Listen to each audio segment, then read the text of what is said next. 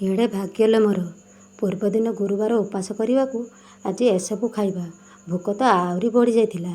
ତେଣୁକରି ମୁଁ ପଖାଳ ବାଡ଼ି ଆଣି ଖାଇ ଦେଇଥିଲି ସାଉଁ ସାଉଁ କରି। ସକାଳୁ ଉଠି ପ୍ରଥମେ ମୁଁ ଟିପୁକୁ ଖାଇବାକୁ ଦେଇ ଦେଇଥିଲି। ତାପରେ ତାଙ୍କୁ ଗଜାମୁଗ ଦେଇ ଦେଇଥିଲି ଖାଇବାକୁ। ଖାଇସାରିଲା ପରେ ଟାଇମ୍ ପାଣି ଆସିଯାଇଥିଲା। ମୁଁ ମୋର ବାସି କାମ ସାରି ଦେଇଥିଲି। ତାପରେ ଝିଅ ନେଇକି କନ୍ଥାଟେ ଦେଲା, ବୋଉ ୟାକୁ ସଫା କରିଦେ ମଳି ହେଇଯାଇଛି। ଟାଇମ୍ ପାଣି ତମ ଆଡ଼େ ଆସୁଛି କି ନାହିଁ କମେଣ୍ଟ କରି କହିବ ତି। ତାପରେ କାଠ ଥୋଇ ଦେଇକି ଗାଧୋଇ ପଡ଼ି ଠାକୁର ପୂଜା କରିଦେଇଥିଲି। ପୂଜା କରିସାରିଲା ପରେ ଜଳଖିଆ ଟିକେ ଖାଇ ଦେଇଥିଲି। ତାପରେ ଏସବୁ ଖାଇବା ବନେଇଥିଲି। ଆଜି ଯେହେତୁ ପଖାଳ ଦିବସ, ସେଥିପାଇଁ ଏତେ 10 ପ୍ରକାର ଆଇଟମ୍ ତିଆରି କରିଥିଲି। ଆଇଟମ୍ ଦେଖି ମୋର ପା ଭୋକ ବଢ଼ିଯାଇଥିଲା। ଦେଖନ୍ତୁ ଆଜି ପଖାଳ ଦିବସରେ ଆପଣମାନେ କ'ଣ ବନେଇଛନ୍ତି କମେଣ୍ଟରେ ଜଣାଇବେ। ରହିଲି, ଜୟ ଜଗନ୍ନାଥ।